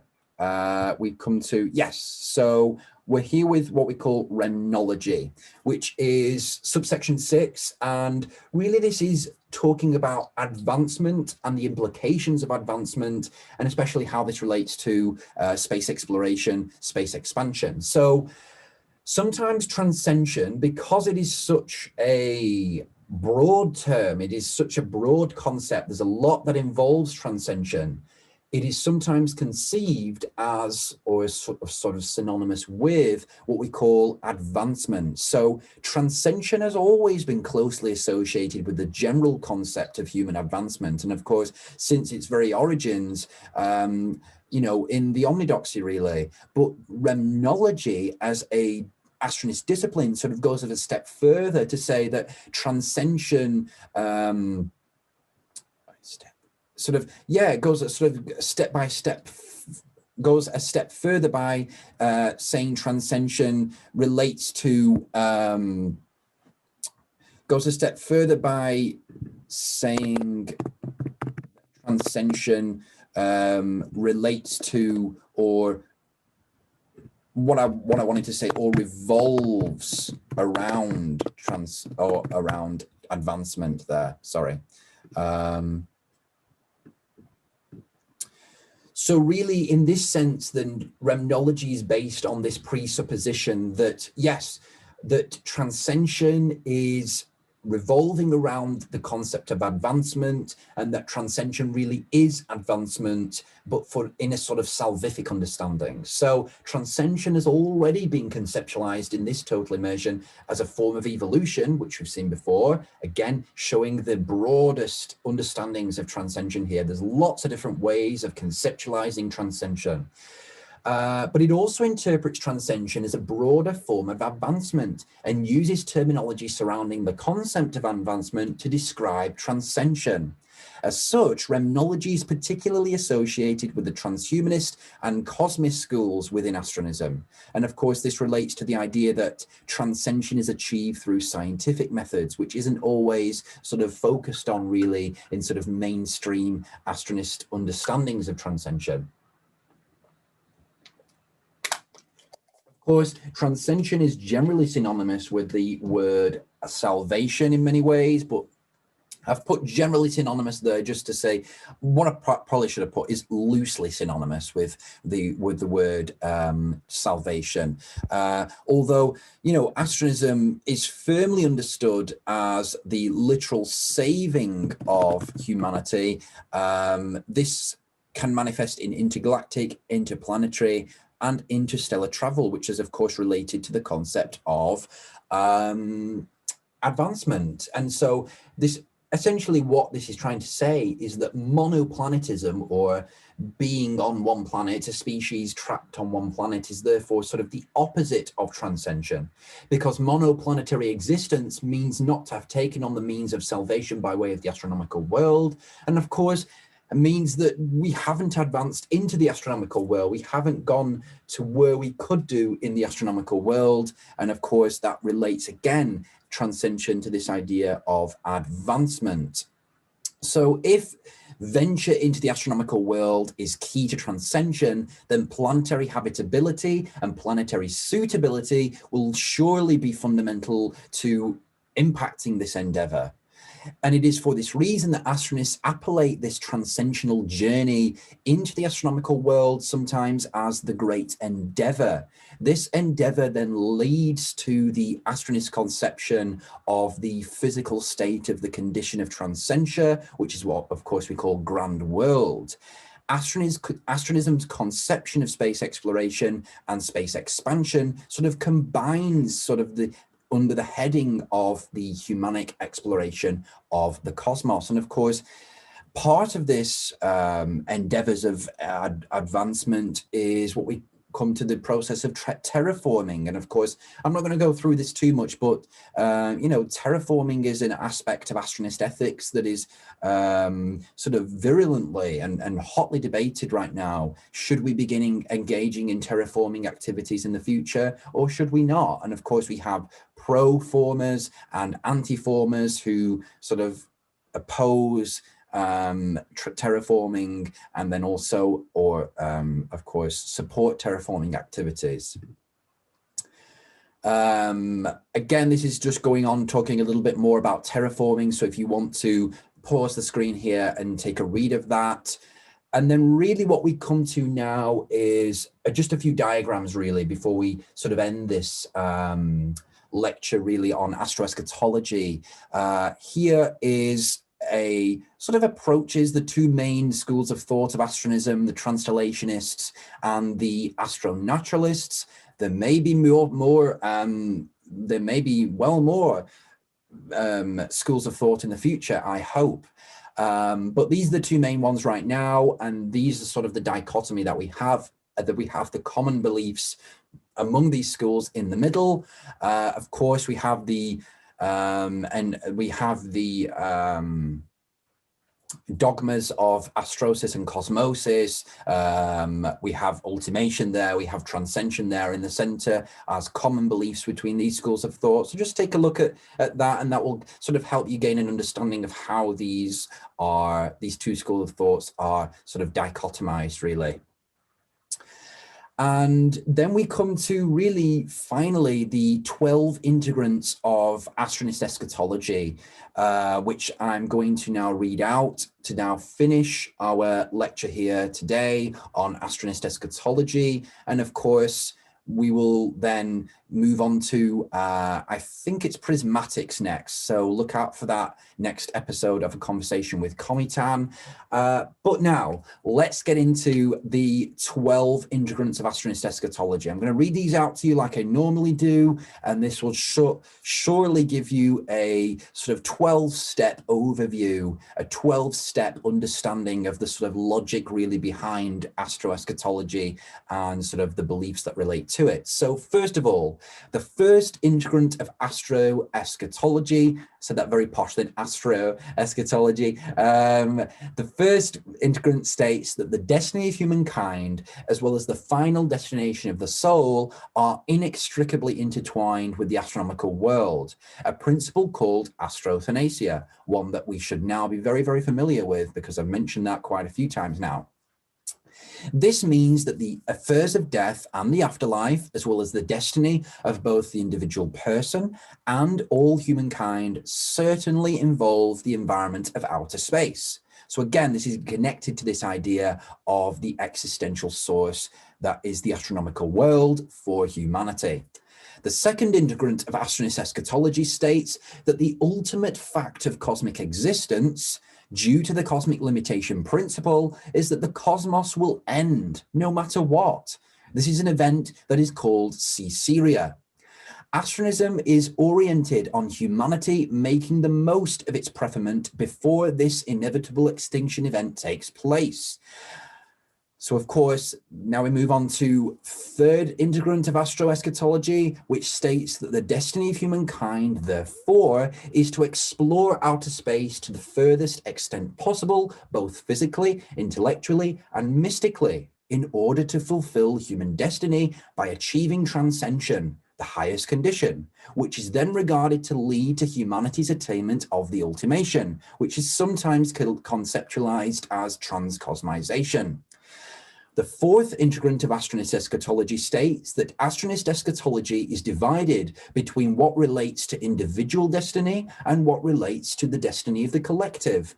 Of course, individual actions immediately affect the individual as well as those around them, but are also seen to either contribute to or to detract from the fulfillment of the broader human destiny of transcension. The fifth integrant of Astroeschatology states that during a person's lifetime, they are afforded a preset degree of scope that they may or may not decide to fulfill, which then determines their capacity for achieving the condition called Astrosis, or personal transcension, a condition possibly achieved through a myriad of Astrosis methodologies. A person should act on scope afforded to them in order to achieve their highest condition. The endeavors of individuals to achieve the highest conditions of themselves, therefore, contribute to the collective destiny in which humankind, in turn, attains its own highest condition, which is, of course, what we call transcensia, or transcension in that way. Transcensia is the condition, though, that this refers to. The sixth integrant of Astroeschatology states that the first part of the eschatology of astronism focuses on the question of the commencement of transcension and the final destination of humankind if transcension does not occur, either at all or within a stipulated time period or time frame. Sidereia is this event in which humanity's scope window closes before transcension takes place. The seventh integrant of Astronist Eschatology states that if humanity at twilight-tide does not choose Vesperism, then therefore decides not to fulfill its destiny in embarking on the great struggle, a choice called evenfall, then this will lead to the devolution and eventual extinction of the human species, an event called starfall. The 8th integrant of Astronist Eschatology states that because in Astrosoteriology, transcension is believed to be the salvation of humankind, the denial to embark upon or to otherwise complete transcension is regarded to oppose the fate of humankind afforded by the fact of its specific evolution. The 9th integrant of Astronist Eschatology states that the second part of the eschatology of Astronism focuses on the nature of the condition of cosmosis, a post-corporeal state of the soul, as having reached its ultimate condition in uniting, or in some beliefs, reuniting with the cosmos, and therefore signaling one's attainment of sempiternity, a state transcendent of limited existence before the cessation of one's own existence. The 10th integrant of Astronist Eschatology states that the debate rages on as to whether a person's experience of cosmization is contingent on their attainment of Astrosis, a view called provisionalism. However, present Astronist orthodoxy subscribes to the doctrine of universal cosmosis, which holds that no matter whether a person has achieved Astrosis or not, their souls still reunite with the cosmos after death. A further ongoing debate concerns ensoulment itself, which is of course related to the idea of Astrocinarianism. The 11th integrant of Astronist Eschatology states that in the astro-naturalist school, cosmosis is regarded as one-dimensional, thus reducing it to the events of death, cosmization, and decomposition as one's union with the cosmos.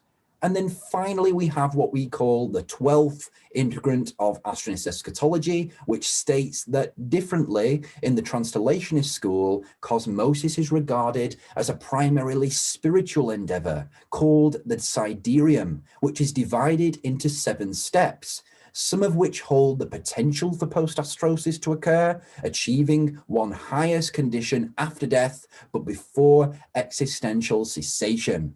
So again, I hope that those 12 steps, those 12 integrants have provided you with, just a good understanding really, or a better understanding of sort of Astronist Eschatology. I know that this is a very, very difficult subject. It is a really hard subject to understand. It isn't easy. It's very, very complicated. There is a heck of a lot more disagreement within Astronist Eschatology than there is with regards to Astrosoteriology. There's much more unity among Astrosoteriology. So I think that's why sort of Astronist Eschatology is kind of a lot more, you could say is a lot more complicated, because there's a lot more views, sort of divergent views away from Astroeschatology than there is currently in Astrosoteriology. I suspect, though, that in the future, there will be more division within Astrosoteriology, but that is all part of Astronism, and that is all part of the reason why we do this. So thank you for listening to this episode of A Conversation with Cometan. I hope you've enjoyed it, and I look forward to seeing you in the next episode, which is going to be centering really on this idea of prismatics and astrospirituality. So see you later, guys.